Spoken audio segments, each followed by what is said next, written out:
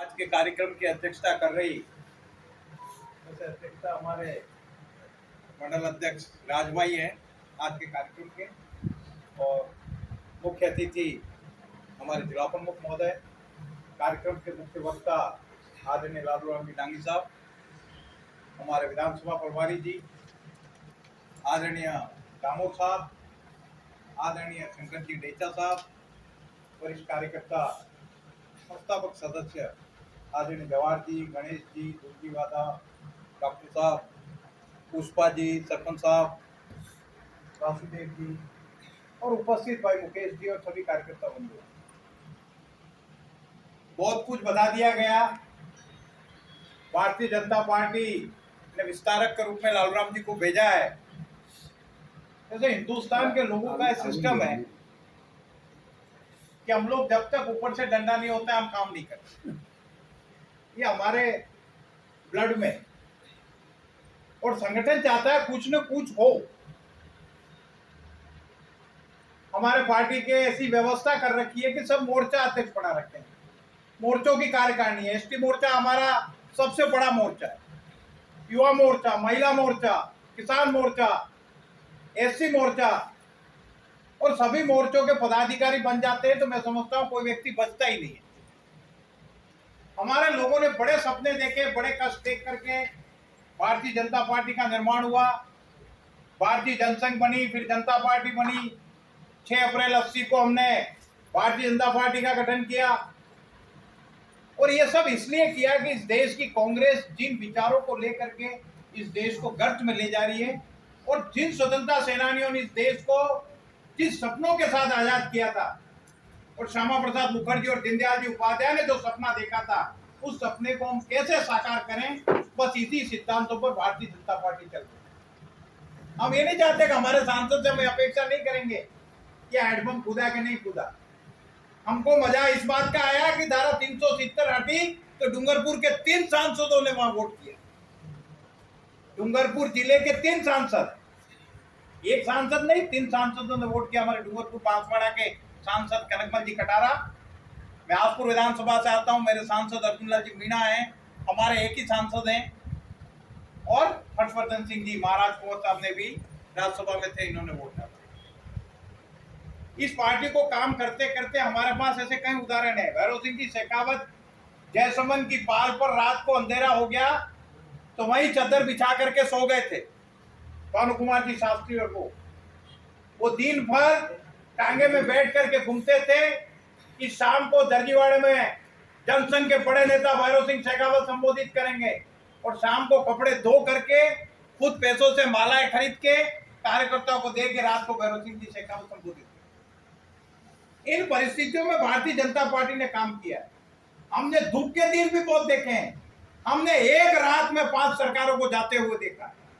सरकार बनाने की बात तो दूर रही, 6 दिसंबर 92 को भी मुलायम सिंह जी गए ना, इन्होंने गोलियां चलाई थी, हमारे कार सेवकों को बोरियों में डाल करके सरयू में डाल दिया गया था। गणेश जी और वो उस समय आए थे, हम लोग 6 दिसंबर 92 को अयोध्या थे, कितने कार्यकर्ता मर गए।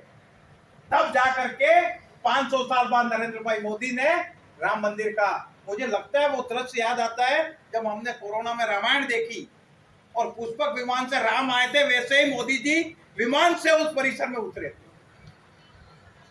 धारा 370 हटाई।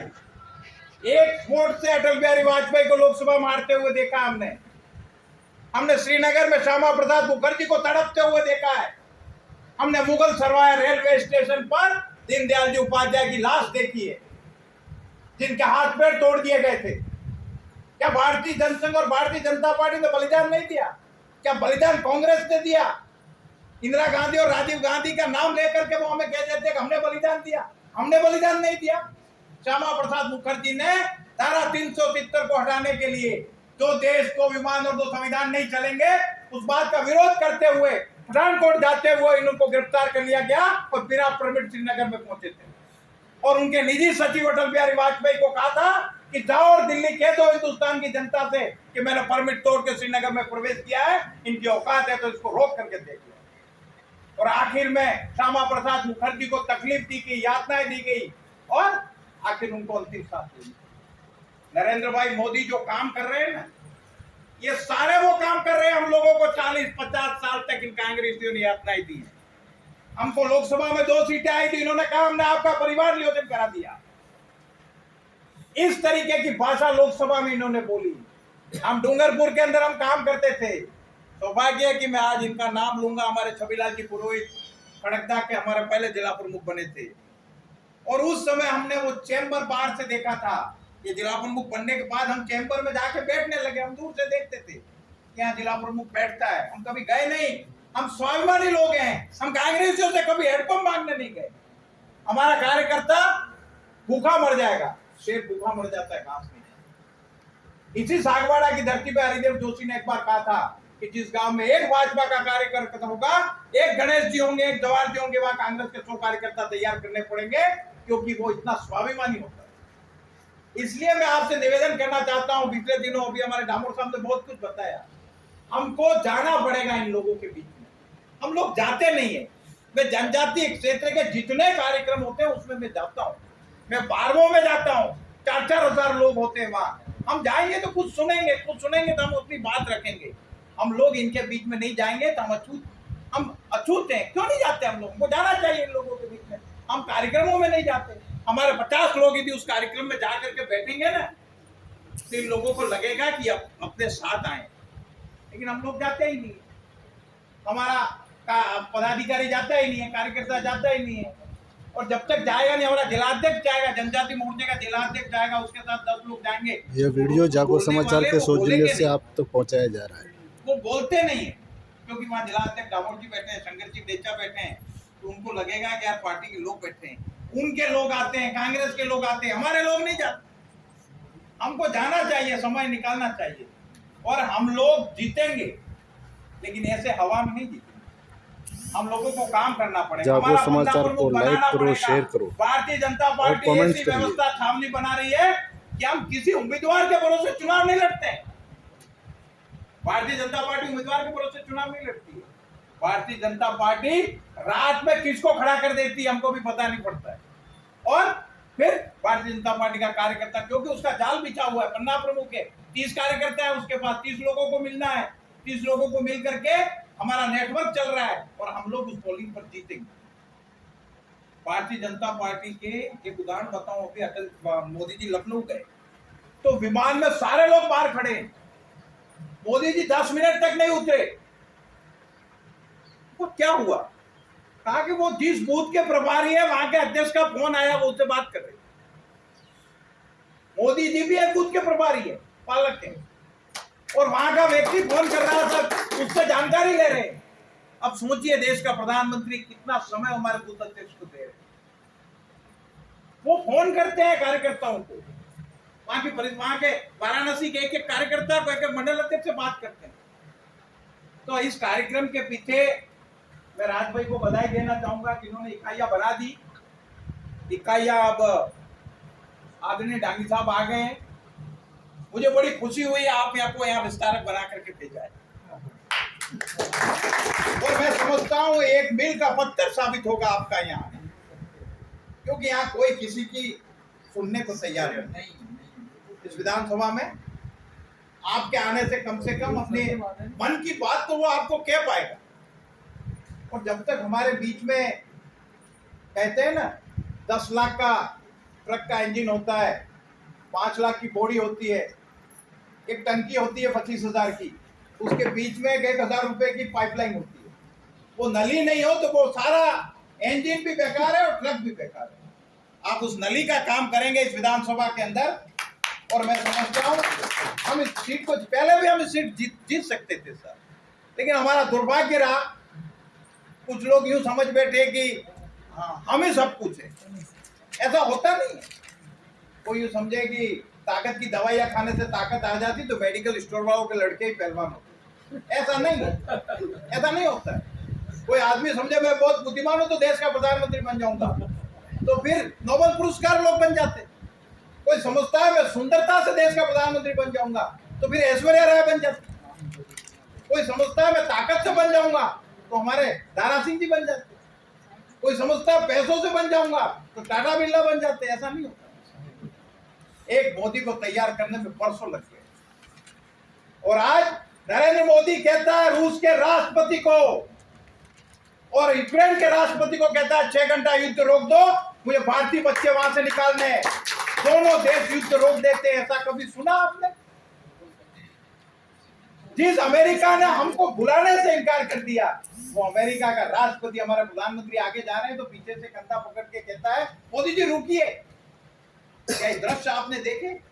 जिस देश ने 200 साल हिंदुस्तान को गुलाम रखा, उस देश का प्रधानमंत्री अप्रवासी भारतीयों के सम्मेलन में मोदी के संबोधन का संचालन करता है। ये क्या कोई छोटी मोटी चीज है? तो भारतीय जनता पार्टी के कार्यकर्ता होना ही गौरव की बात है। हम बहुत भाग्यशाली है, हम उस पार्टी के कार्यकर्ता हैं जिस पार्टी में अटल बिहारी वाजपेयी जैसे लोग रहे, लाल कृष्ण आडवाणी जैसे लोग रहे, राजमाता सिंधिया जैसे लोग रहे, सुंदर सिंह भंडारी जैसे लोग रहे, जगदीश प्रसाद माथुर जैसे लोग रहे, लालजी टंडन जैसे लोग रहे, कुशाभाऊ ठाकरे जैसे लोग रहे।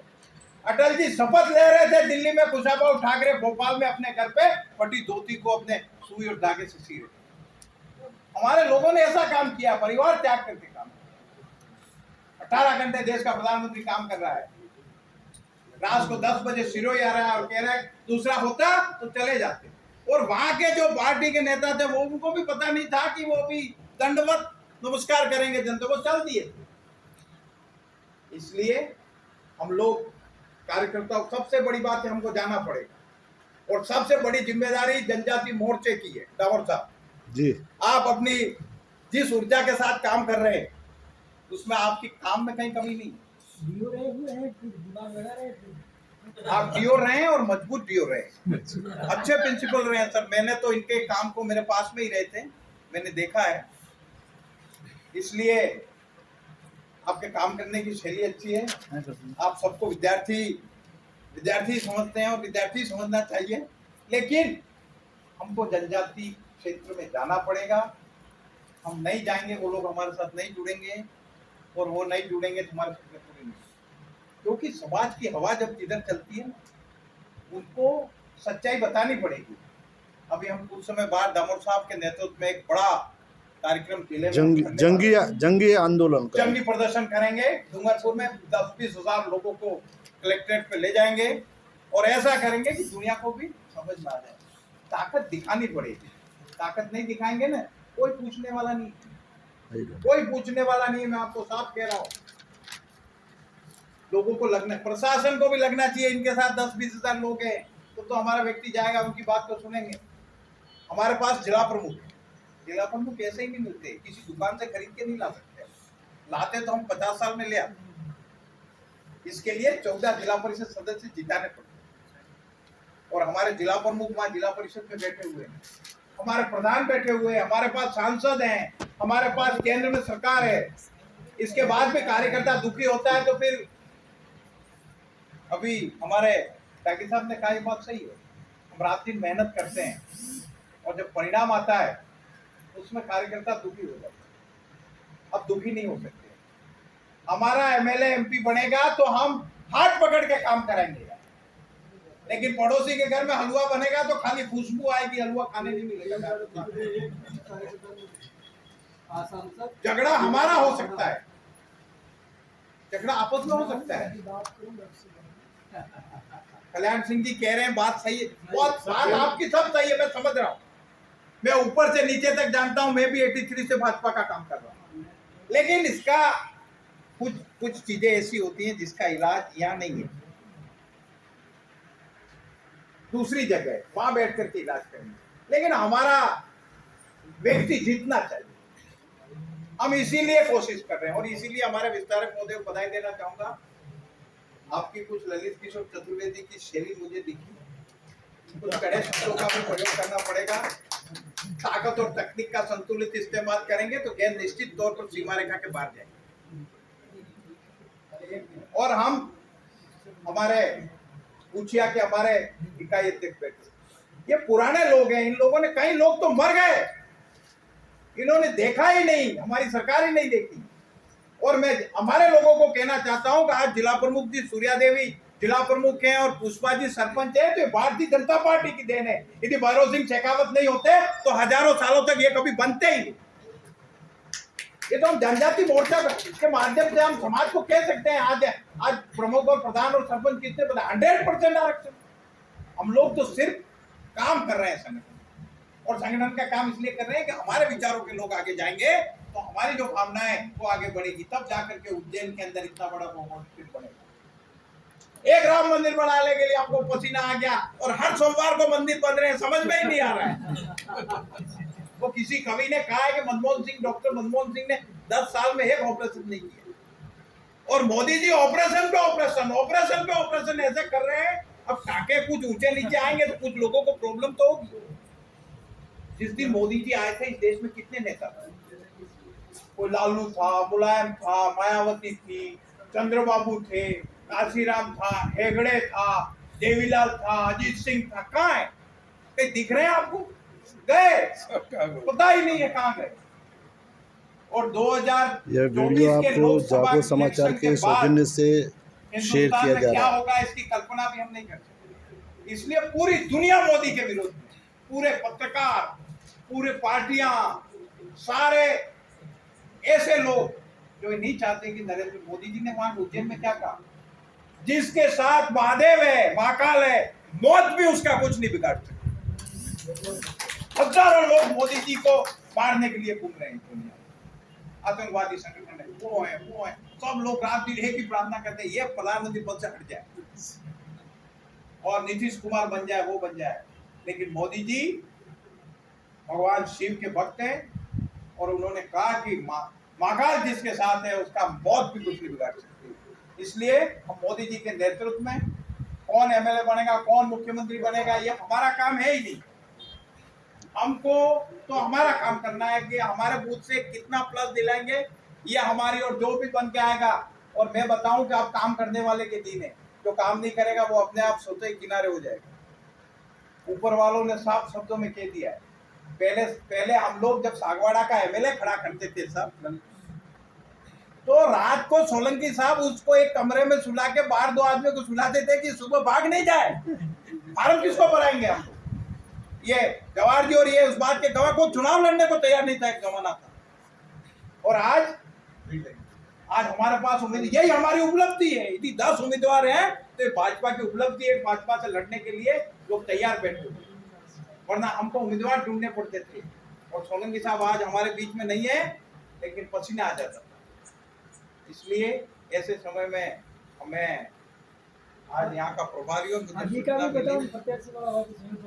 नहीं, मैं इसके बारे में मैं इसके बारे में नहीं बोलूंगा। हमारा संगठन बहुत ऊपर कैमरे लगा रखे हैं और वो देखेंगे, वो चीज को भी लाएंगे हम उनके साथ। भारतीय जनता पार्टी का कार्यकर्ता उसके साथ रहेगा, कमल के फूल के साथ। और निश्चित तौर पर अब सागवाड़ा की विधानसभा हम जीतेंगे। दुनिया की कोई ताकत हमें रोक नहीं सकती, लेकिन बशर्त हमें इच्छा शक्ति के साथ काम करना पड़ेगा। और इच्छा शक्ति से काम नहीं करेंगे क्योंकि किसी का मनोबल, यदि बरगद का पेड़ गिर जाए तो हम क्रेन से खड़ा कर सकते हैं, लेकिन किसी व्यक्ति का यदि मनोबल गिर गया तो मैं नहीं समझता कि हम वहां कौन सी क्रेन लगाएंगे। हमारा कार्यकर्ता इतना उत्साही होना चाहिए। नाथद्वारा में एक डोगरी को कहा डॉक्टर ने कि 95% आप संक्रमित हो गई हैं, कोरोना में आप नहीं जी सकती। तो उस महिला ने कहा कि 5% तो मैं नहीं हूं ना, मैं इसको 100% करके दिखाऊंगी। और उस नाथद्वारा की महिला ने 95% संक्रमित अपने फेफड़े को 100% ठीक करके डॉक्टर को कहा जिंदा। इसलिए हमारा मनोबल नहीं गिरे, हम जीतेंगे। और हम नहीं जीतेंगे तो कौन जीतेगा यार, ये मेरी समझ में नहीं आ रहा। साला इतनी मेहनत करने के बाद कांग्रेस ही जीत जाएंगे, जिन्होंने फूटी गोड़ी का काम नहीं किया, जीवन पर लोगों को बेवकूफ बनाया, चूतिया बनाया, इलेक्ट्रिक के पोल डाल करके इन्होंने वोट लिए। और हमने तो लोलकपुर हिराता के अंदर एक पोल यहाँ डाला है और दूसरा मकान 2 किलोमीटर दूर है। 25 इलेक्ट्रिक के पोल डाल करके हमने उसको घर को कनेक्शन दिया है। हम घर घर पानी दे रहे हैं। इन्होंने जिंदगी में पाइप नहीं देखे होंगे, इतने पाइप हमने यहाँ डाल दिए। हम घर घर पानी दे रहे हैं, घर घर लाइट दे रहे हैं, घर घर मकान दे रहे हैं, घर घर गैस कनेक्शन दे रहे हैं। 250 की आबादी को डामर से जोड़ रहे हैं। अब इससे ज्यादा तो डूंगरपुर के अंदर 2 महीने बाद सारे हिंदुस्तान में ट्रेनें जाएंगे। आपको बेंगलोर जाना है, डूंगरपुर जाके बैठ जाओ, बेंगलोर उतरोगे, श्रीनगर उतरोगे, आप लोग चेन्नई उतरोगे। ये व्यवस्था भारतीय जनता पार्टी कर रही है। इसलिए हमारे काम हम नहीं गिनाएंगे, इन लोगों को समझ में नहीं आएगा। हमारे कार्यकर्ताओं को अप टू डेट रहना पड़ेगा कि हमने ये काम किया है, ये देख ले। कांग्रेसी मेरे सामने बोल ही नहीं सकता मैं आपको, तो उसने किया क्या बताए तो सही के। हमने जो किया वो हमारे सामने है और हम शुद्ध रूप से बोल रहे हैं, गलत बोल नहीं रहे हैं। हमने किया ये। उनके पास कुछ नहीं, उनके पास जब्बे पजामे। राहुल गांधी जिंदाबाद। राहुल गांधी को क्या आ रहा है ये समझ में नहीं आ रहा है। तोड़ रहे हैं भारत को, तोड़ा तुमने, तोड़ अब क्या। यह वीडियो आपको जागो समाचार के सौजन्य से शेयर किया जा रहा है। इसको लाइक करें, शेयर करें।